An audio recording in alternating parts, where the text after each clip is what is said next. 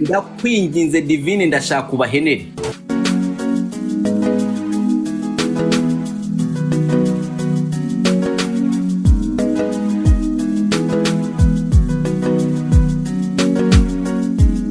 Shakira niyo kaba ari gatoya kazunguze naga ikibuna ari cyo kibyina Dumba naga ikibuna kose ndashaka ukazunguze reka n'ibintu bya baby. That's massive baby twagiye uzunguze iyo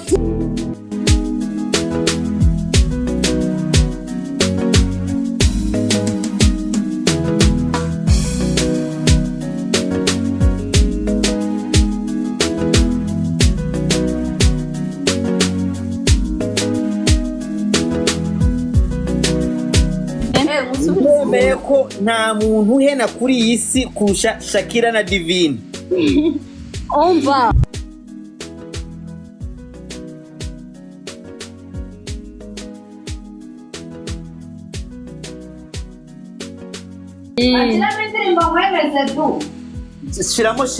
shiramo reka ntabwo ndi muri training ni kumurimo.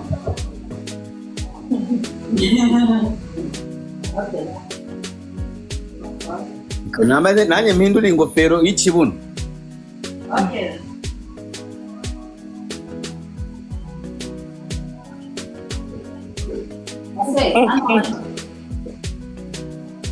Kosora abaturage. Ndabakosora kangahe? Kosora abaturage. Naye nababwiye abantu ngo mambabwira nkababwiye ati Divine. Mwabwiye ati abantu bari under age nibagaruke kuri no live. Ndakwinginze Divine ndashaka ubahenere. Ngenda hena tu. Oya babyina.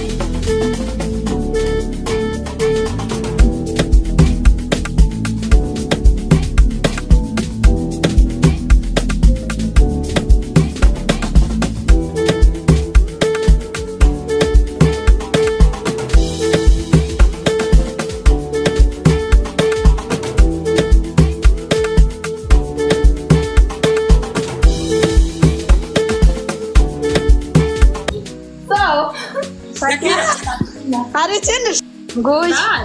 Yakira va muri depression. Okay, Bena naje. Reka nawe.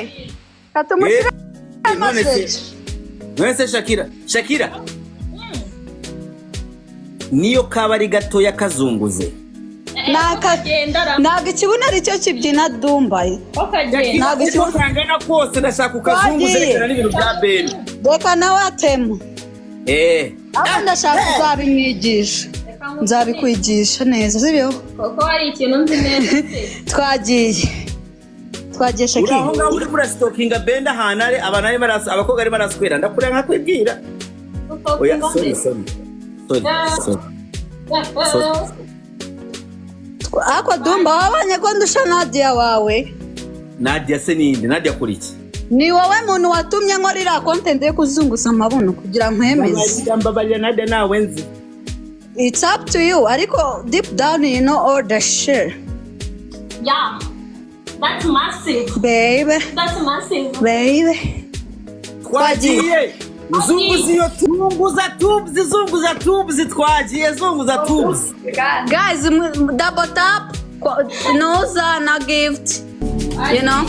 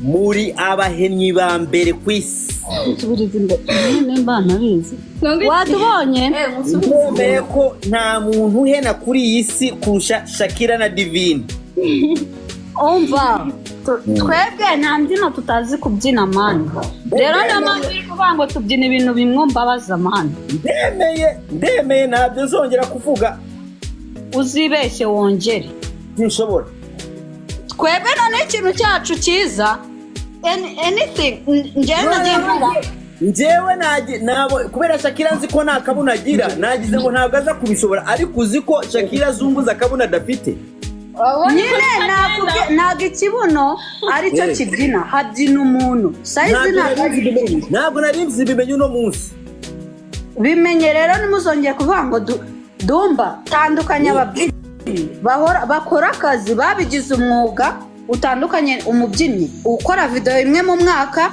nawe azabyina bimwe twabyinnye mwanabonye urumva utandukanye umubyinnyi ubyina style zose bro kandi ikintu cyose aza akacyerekana umva ibibazo byanjye nari mfite uno munsi byose birarangiye Shakira Divine nibo bateruye igihugu Rwanda urwa Gasabo urw'imisozi igihumbi nta kindi nta wundi Ega Dumba ntabwo twitwa ba best Shakira ntabwo nzongera ntabwo twitwa ba best female Rwanda the best females Rwanda kubw'impuhwe batwakoze kandi tukanabikorera abana murahena ewana mbonye tubes ndavuga ati tu abana ko bashakiga uraze ko sinjira muri mode ejo nzabatamo video please njye mbonye tubes ndavuga izi tubes zibaye iki they don't need another bars. We don't need extra bars. Oh my God, the tubes is there, yeah, my. You got it. If you don't got it, forget about it. Orakaze. banyarwandakazi njyewe nka Dumba ndagiye ibyo nashaka nabibonye. Divine na Shakira nibo babyinnyi ba mbere muri iki gihugu cyacu mu Rwagasabo. Abana kuko bashekinga tuzi nago noneho kamubwire Dumba noneho mu Rwanda nuko hataba bya bigoro bya super bimwe byo kurira imigozi. Oya umva nukora business ya yindi yantuza ya yindi bizaza bura nohereza dirido nzohereza na Polo Meso waza binyohereje yara umva ako kazi twakanje ukuntu nabyambizi aho yo for sure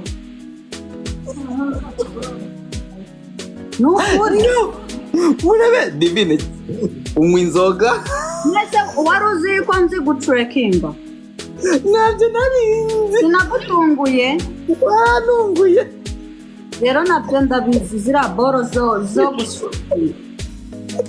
guscreening urazizi ukamara ukagenda kuri Polo oya ndabizi nabyo reka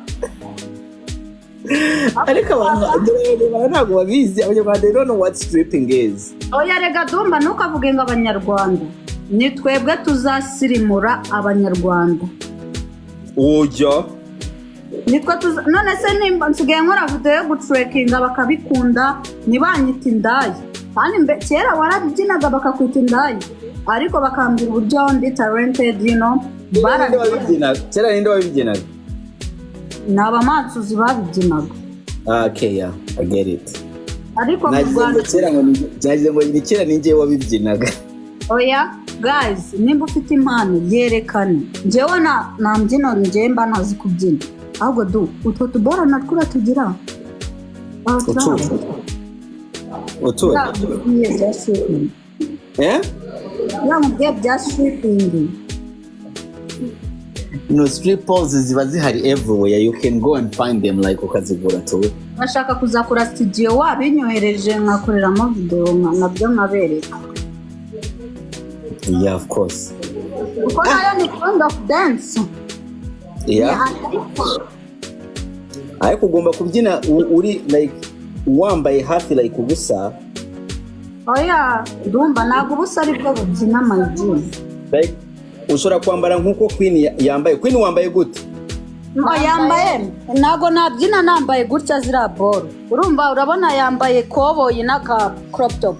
Iriya boro bisaba wambare nka Queen pan uko nguko. Nyine bisaba wambare ba urumva ni wambara ba uhiturenzaho nka mayodo beno.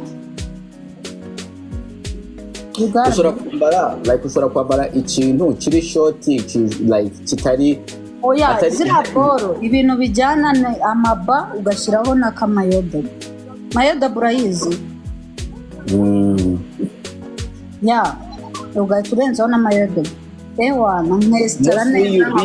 Mostly you be almost naked. Like ugomba kuba almost naked like. No, I don't have to be naked. But nta kibazo uwisura menshi nkanjye Dumba nshobora kuza nkakubwira ati ndimo ndashyira amaya ngaya. Yo ama professional dancer ntago ngiye banyishyura. Ngiye mbikora ntago mbikora ku buntu. Unase naba nuzwe kubyina mbikorera ubuntu. Naba nuzwe no kubyina mbyinira ubuntu. Oya ubikorera amafaranga sibyo? Mbanzi ko ndi buririzinge banga ikampa akazi karenze bro. Kandi kari professional. Ampana bitari biri professional Dumba. Ntabwo mbizi neza reka ngiye ibintu byo kubyina mbirebera kure. Niyo mpamvu uvuze ukavuga ibintu utazi. Ndaza nkavuga amafuti ariko iyo umfatiye umwanya gutyo ukaza ukansobanurira mpita byumva. Ibintu uvuga wowe ibintu utazi Dumba wowe nk'umubloga wa mbere hano mu Rwanda utandukanye na baba bloga bapostinga ibintu bakurebeyeho. Bakazungu kabere. Nyine utandukanye n'abaza bapostinga ibintu wapostinze. Rero natwe ntimukaze muvuga ngo tubyine ibintu bimwe. Bari ababyinnyi bapostinga video imwe mu mwaka mu mezi abangahe bapostinga ibintu twabyinnye. Hari ababyinnyi babarushaga ariko bari abanebwe baraziba. Nabo ahubwo ujye utwemera turarenze. Oya hari ababyinnyi barushaga Titi Brown kubera bari abahungu. Nta mubyinnyi ntabo, nta mubyinnyi uruta Titi, uruta Jojo ntawe. Umubyinnyi wese kubyina bitaratunga. Oya Jojo agomba gushiramo ingufu ko bisa asigaye abyina nkareba like nta ntege. Nawe ni nko postinga tukabona nta kururirimo. Reka ntukazajya ubabara iyo mvuze Jojo kandi nta kibazo. Yega njye yumvuye. Dumba nawe ni nko postinga ibintu bimwe tukabona nta post nshyashya postinze.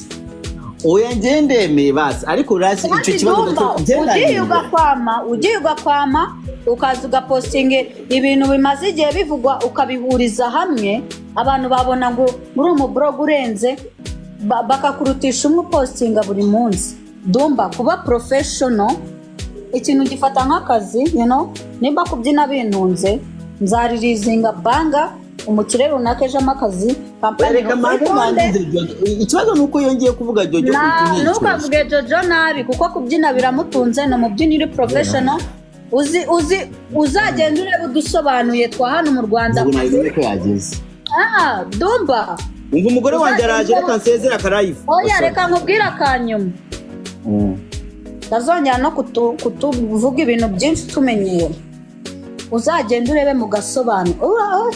Buretse ibyo ako kajambo ntegejeho turakavuga na inbox. Urumva uzagenda urebe agasobanuye kwa Rocky cyangwa kwa Junior Giti uhere 2019 gutyo n'udasanga y'amavideo y'aba Jojo n'aba Titimani. Urumva nutayasangayo uzazivuge ko batakoze. Barakoze ikindi cyo gihe cyo kubyina nk'abakire bakarya nk'abakire bakabaho nk'abakire. Ubwo navuze Jojo ntabwo ngukira bye.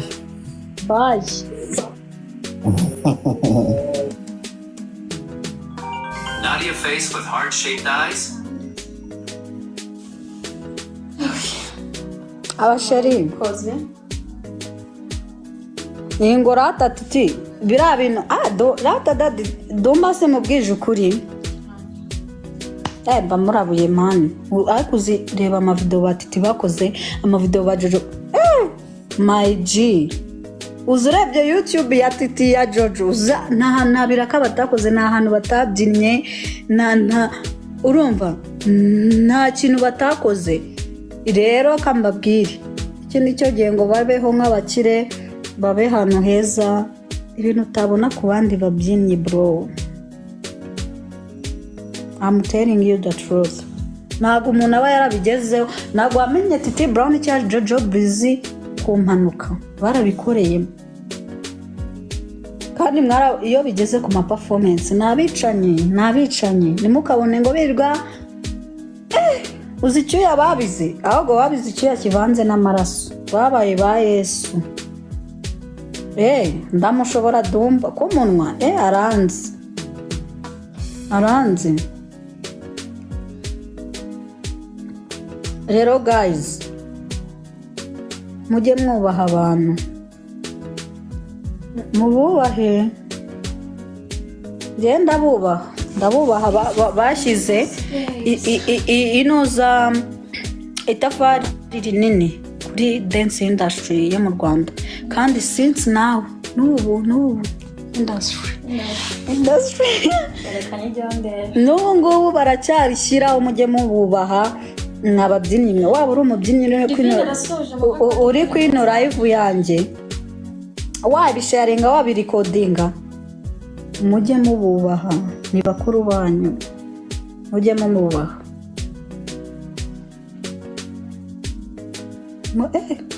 Nanjye ndabubaha. Uzatinya umuntu ushobora kuzamura undi muntu.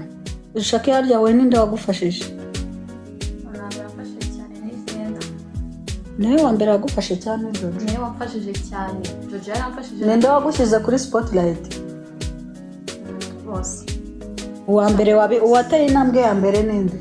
Wateye intambwe ya mbere ni Jojo. Urakoze nibyo nashakaga. Urumva Shakira wowe iyo Jojo adatera intambwe ya mbere ngo agushyire kuri spotlight wenda ntacyo mwari kuvugana. tuvugana nese ko atabikoze mbere yuko Jojo abikora nyine Jojo tumuhe respect urumva ikintu mvuga ntago ari ukuvuga ngo twerekane ibintu bya danje ibaze nk'umuntu warashyize kuri spotlight Shakira akanshyira kuri spotlight umuntu abakaze ntago ndi kumuha credit kuko ari sheri wanjye my G's ntago ndi kwimukagira umuntu baza mu matwi nimba uri umuntu birirwa bavuga ngo Jojo ngo Titi babyina ibintu bimwe uza akazi bakoze uza amavideo bakoze bro njyewe ubwanjye ndabireba umutima ukamvamo cyane ndabakundaga mukabone ngo ababyinnyi ngo bateguye nta muntu nzi wigeze ategura kurusha ba Jojo na ba Titi ninde nta iyo video nayo ndabona ngo mvuge mbone ndemeye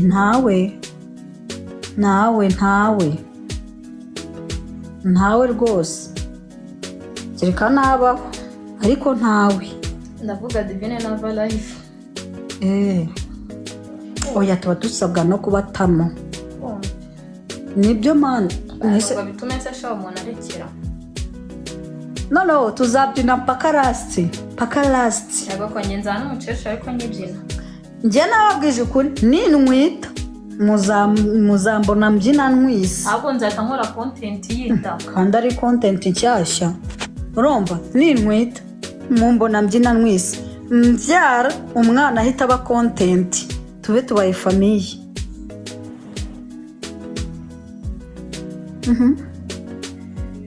ya record ahubwo se nta muntu wa recordinze ko yaba nshimishije people always judge because they can do better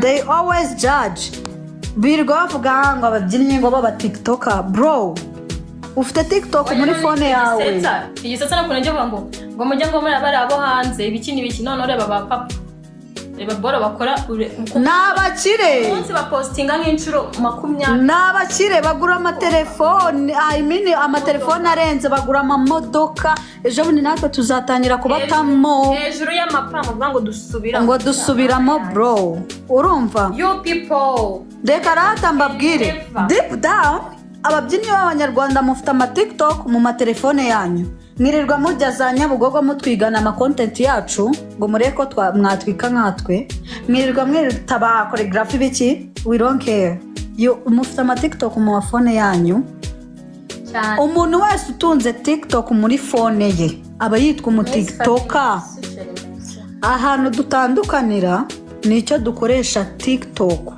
ama professional dance she's a professional dancer Titi no mu professional dancer ba Jojo ba Ben bose n'aba professional dancer ariko nyine cyiza natumva babwire n'ubundi ibintu bitarimo negativity ntabwo bitera imbere kuko mwamwe gutwe kuko mudukunda aho mudafite oya ariko hano mba nje gushyiraho umucyo guys niba ufite no ikintu kinsetsa no kuno bakora ama video bakatumentioninga bakadutaginga mugakora ibiki kuki mama dutaginga se ngo tubibone kuki mama ushaka tubibona you need my repost you need to be like me you need to be trained like me yeah if you have a TikTok in your phone you are a TikToker ahubwo hano dutandukaniye n'uburyo tuyikoresha njye TikTok nyikoresha nk'umubyinnikazi wabigize umwuga binatunze I'm a content creator and influencer and you know that shit mukore nimba ushaka kumera nkatwe aho kumera nkatwe ututuka udusebya kora kandi I know ko ubaye nkatwe ubaye nkatwe wabyishimira ndanabasengera ngo muzamere nkatwe mwirirwa muvuga ngo tubyina ibintu bimwe kandi this do creating a challenge mukayibyina mukanaturi mentioning ni mujye guys turi mu isi ya digital nta muntu ushaka ngo tuze uvuture bikize wabyinnye ikintu umunyarwanda ari buza agasubiramo akishima stress zikabamuva mu mutwe wari wabona performance yacu kuri stage ahubwo se ubugira ngo ni twebwe twebwe dufite uburyo dukoramo. sha umva umuntu akora mu magambo y'abantu n'igihe byahereye aba yarekeye kera y'amagambo y'abantu ntabwo aramotiva Murakoze. afite icyo badafite Jemba ngomba kubagarura. Muzabona ba Titi Brown. Uzi ibintu Titi yakoze? Uzi video yakoze? Uzi ibintu yirinze uzi biraka yakoze? Uzi ibintu ba Jojo bakoze? Wowe uraho uri kwirirwa avuga ngo tubyina ibintu bimwe utazi n'ahantu abantu baturutse.